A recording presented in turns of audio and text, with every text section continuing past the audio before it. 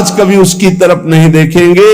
इसलिए एक बार का जब इतना महत्व है तो हर समय भज गोविंदम भज गोविंदम भज गोविंदम मूढ़मते, हर समय गोविंद का भजन कर, गोविंद का भजन। अरे मूढ़मती, तेरा कोई साथ नहीं देगा, तू गोविंद का भजन कर।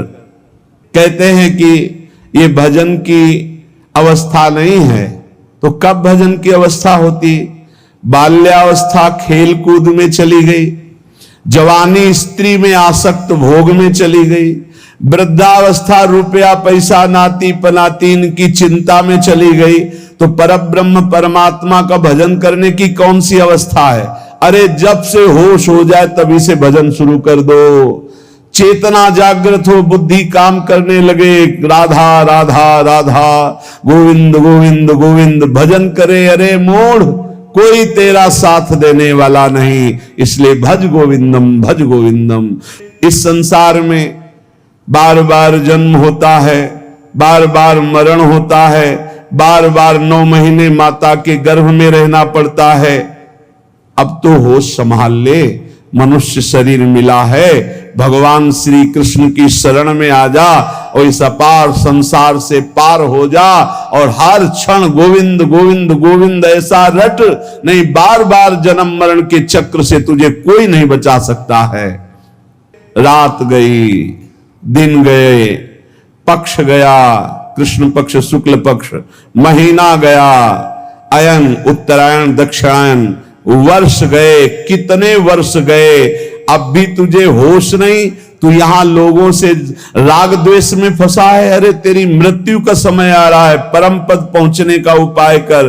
किसी से ईर्ष्या मत कर, मत्सरता मत कर, किसी की निंदा मत कर, किसी से द्वेष मत कर। अंतिम समय आने वाला है, इसलिए गोविंद गोविंद गोविंद ऐसा भजन कर ले।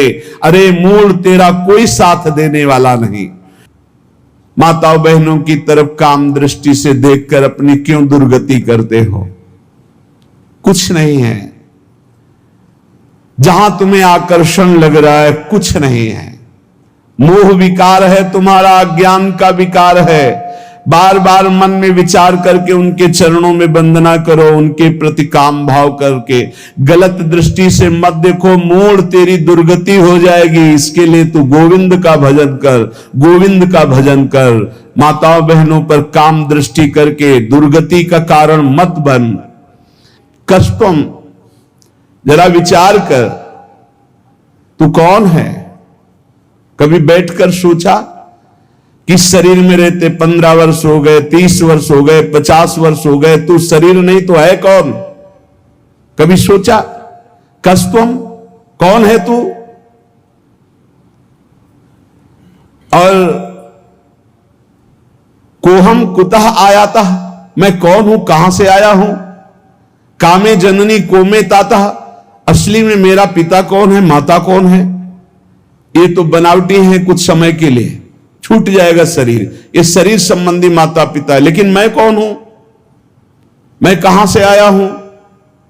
मुझे कहां जाना है? मेरा असली कौन संबंधी है? कभी विचार किया? नहीं विचार किया, इसीलिए संसार में फंस गया। अब विचार कर, शुद्ध विचार के लिए गोविंद गोविंद गोविंद ऐसा नाम जप कर, तो तुझे समझ में आने लगेगा ये संसार असार है। उमा कहूं मैं अनुभव अपना, सत हरि भजन जगत सब सपना। चाहे एक श्लोक ही गीता जी का पढ़े, रोज गीता जी का एक श्लोक पढ़कर अर्थ सहित चिंतन करे। विष्णु शास्त्र नाम, गोपाल शास्त्र नाम, इनका नित्य पाठ करे। 1000 नाम हो जाते हैं, बहुत लाभ मिलता है। 35 मिनट में हो जाता है, बहुत आराम से गाइए तो 40 मिनट में हो जाएगा। रोज गोपाल शास्त्र नाम, विष्णु शास्त्र नाम का पाठ करो। रोज गीता जी के भले चाहे एक श्लोक ही पाठ करो।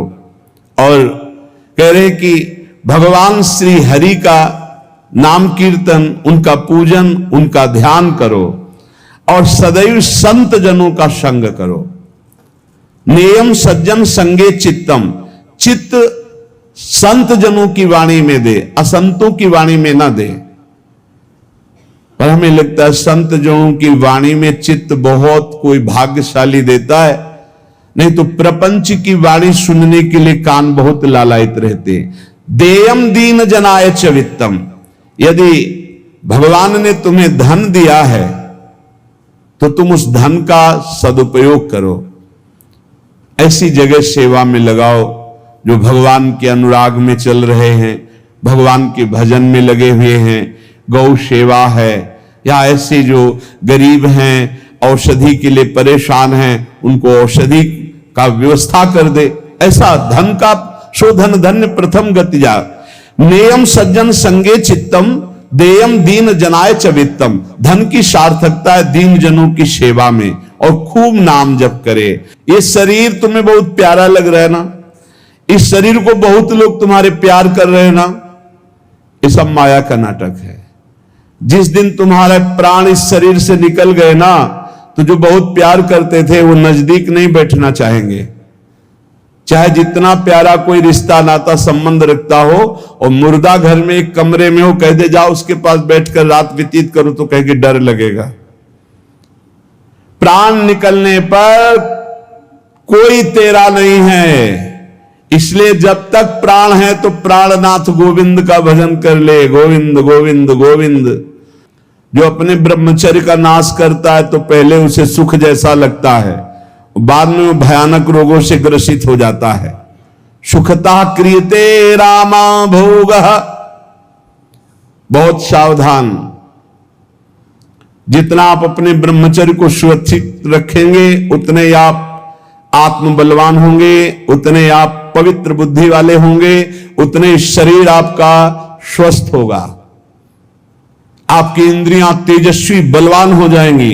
भोगों की तरफ जाने के लिए नहीं, भगवान की तरफ जाने के लिए। और जो काम भोग को बड़ा सुख मान करके रमण करता है, पीछे शरीर जर्जर हो जाता है, बड़े भयानक रोगों से ग्रसित हो जाता है। भाई संसार में सब छूटना है, मरना है, तो सच्चिदानंद को प्राप्त कर लो। लेकिन इसी का उल्टा दुष्ट लोग सोचते हैं, जब मरना ही है तो खूब मनमानी करके मरेंगे। और विवेकी जन, संत जन, जो साधु स्वभाव के, कि जब मरना ही है तो पापाचरण क्यों करना है, मुझे अच्छे आचरण करके उत्तम गति को प्राप्त करना है। इसलिए कोई भी पापाचरण मत करो। पापाचरण जन्म जन्मांतर में तुम्हें दुख ही प्रदान करेगा। हर समय गोविंद गोविंद गोविंद ऐसा भजन करो। तन ढकने के लिए यदि चिथड़े भी हो तो चलेगा, तन ढकने के लिए, शरीर पोषण के लिए ज्यादा चिंता मत करो, ये तन भी जलेगा, सड़ेगा, नष्ट होगा। इसलिए पापाचरण करके बहुत अच्छे कपड़े पहनने को मिले तो हमारे लिए नरकगामी स्थिति ही है। वर्तमान में भी पापाचरण के द्वारा शरीर को मत सजाओ, मोटी सोने की जंजीर, बढ़िया कपड़ा, कुछ नहीं। ये अग्नि में भस्म होने वाला शरीर है, ये नष्ट होने वाला शरीर। पापाचरण करके इसे सजा रहे हो और पाप करके दुर्गति भोगोगे।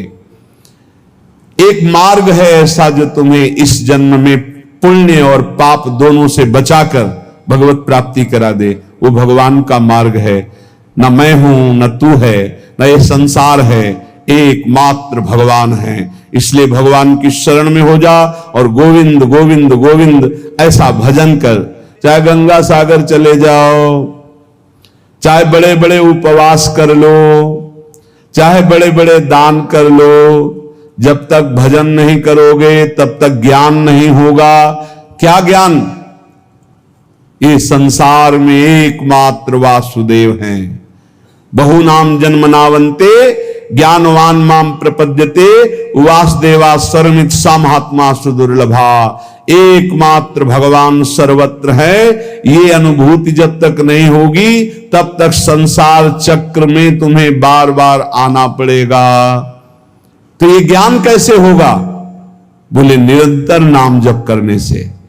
चाहे गंगा सागर दौड़ आओ, चाहे बड़े बड़े उपवास कर लो, चाहे खूब दान कर लो, जब तक भजन नहीं करोगे तब तक शुद्ध ज्ञान नहीं होगा। और शुद्ध ज्ञान हुए बिना सर्वान वस्तुतया निरीक्ष परम स्वाराध्य बुद्धिर्मम, आपको भगवत प्राप्ति नहीं होगी। इसीलिए कह रहे बार बार गोविंद का भजन कर, बार बार गोविंद का भजन कर। श्रीपाद प्रबोधानंद जी इसीलिए कहे अलम कश्यापि संगत्या तबालम शास्त्र कर्म भी। जीव भगवान से विमुख होकर संसार को सत्य मानकर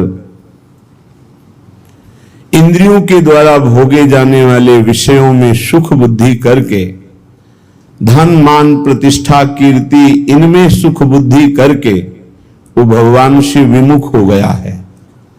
वो अज्ञान में ही अपने को सुखी मानता है। कोई बिरला ऐसा है जो अज्ञान का त्याग करके भगवान की शुद्ध भक्ति में अपने चित्त को जोड़ पाता है।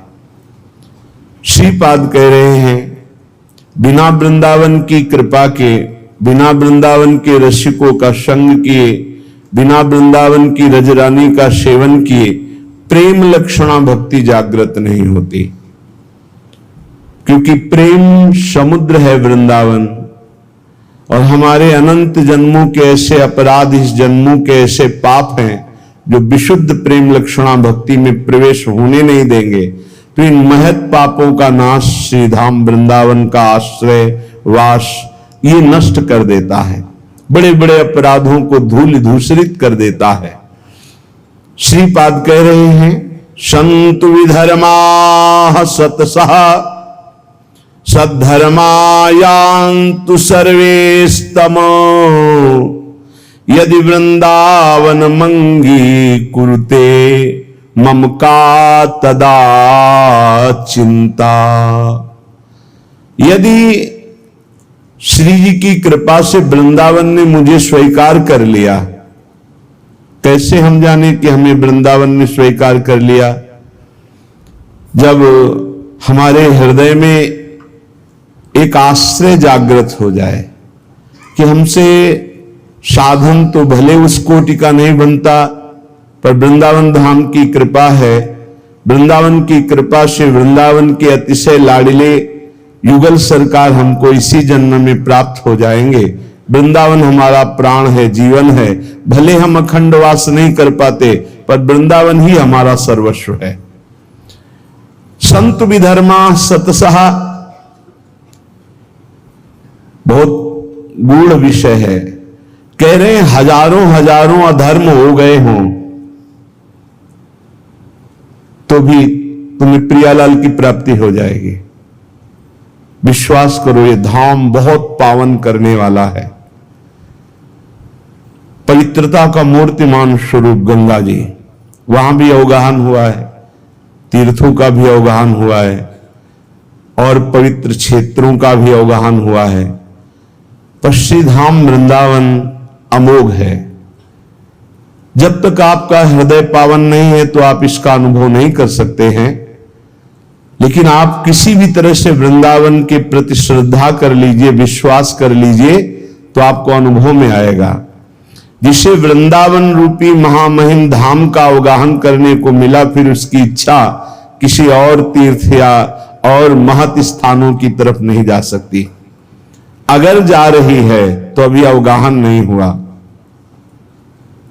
पाए रतन चीन्हो नहीं, करते दीन्हो डार, ये माया श्री कृष्ण की मोहे सब संसार।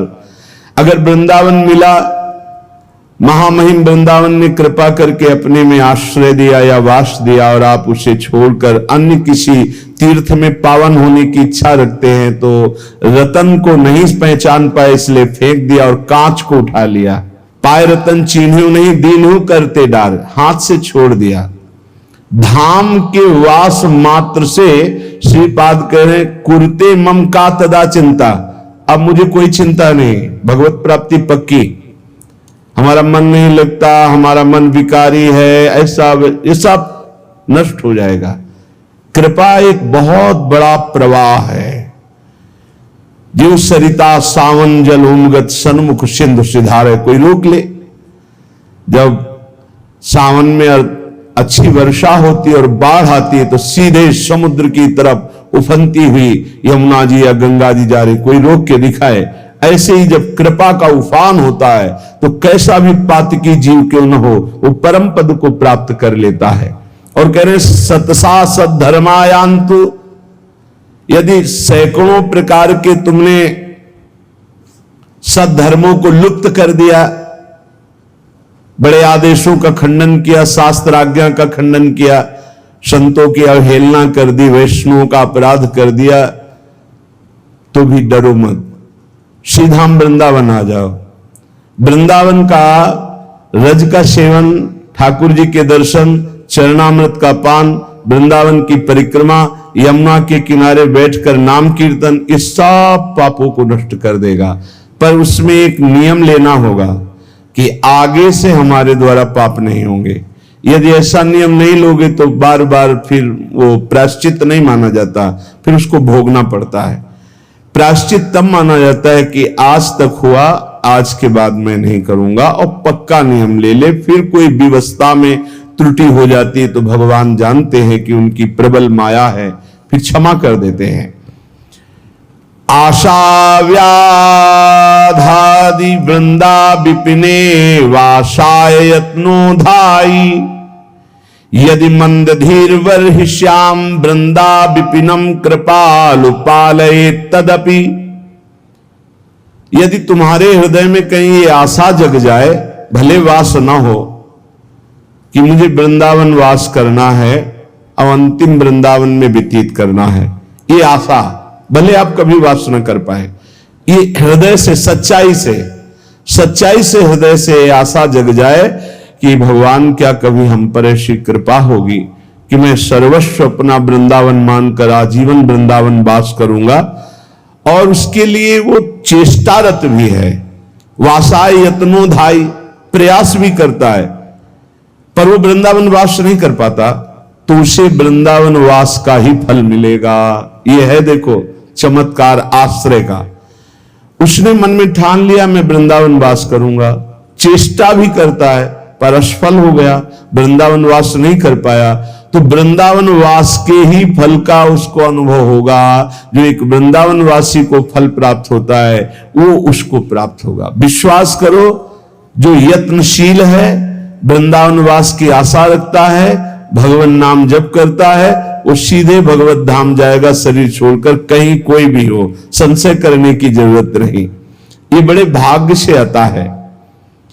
और यदि तुम्हें अखंड वृंदावन वास मिल गया, यदि मंदधीर वर्हि श्याम वृंदा विपिनम कृपालु पाले तदपि, तो तुम ये चिंता मत करो कि तुम्हारा पालन पोषण कैसे होगा, सीधा वृंदावन करेगा। तुम्हें अपने पालन पोषण के लिए बाहर जाने की जरूरत नहीं, सीधा वृंदावन अपने आप पालन पोषण करेगा। विश्वास करो। इस श्लोक में दो बातें इसमें बताई गई। पहला एक, यदि आप ऐसी आशा सत्संग सुनकर धारण कर लिए कि क्या कभी मुझे अखंड वृंदावन वास मिलेगा, और आप प्रयत्नशील भी हैं और वृंदावन वास नहीं हो पाता, तो आपको वृंदावन वास का ही फल मिलेगा। दूसरा, यदि आप वृंदावन वासी हैं, आपको वृंदावन वास मिल गया है, तो किसी भी व्यवस्था के लिए बाहर कदम मत रखो, धोखा हो जाएगा। आपका पालन पोषण समर्थ वृंदावन है, पक्का विश्वास कीजिए। ये अनुभव की बात कह रहे हैं। पालन पोषण ऐसे करता है अनंत माताओं जैसा। जैसे अनंत माताएं हो तो उस एक पुत्र को कभी कोई चिंता ही नहीं करनी पड़ेगी, क्योंकि अनंत माताएं उसके लिए चिंता करती। ऐसे वृंदावन सर्वस्व सुख प्रदान कर देता है। जब तक हमारी अंदर से सही शरणागति वृंदावन के प्रति नहीं होती, तभी तक भटकना है, चिंता है, शोक है। नहीं तो आप निश्चिंत बेपरवाह हो जाइए, ये धाम अपने प्रताप से आपका परम कल्याण, परम मंगल कर देगा। आनंद पर सीमा सीमा च सौभाग्य रस सारस्य, हरि मधुरिमांत्य सीमा वृंदावन में सेव्य गुण सीमा। आनंद की सीमा है वृंदावन। ये आनंद क्यों नहीं मिलता? परमार्थ में चलने वाले प्रपंच में क्यों फंस जाते हैं? निंदा, स्तुति, लड़ाई झगड़ा, बड़ा छोटा, ये सब प्रपंच है।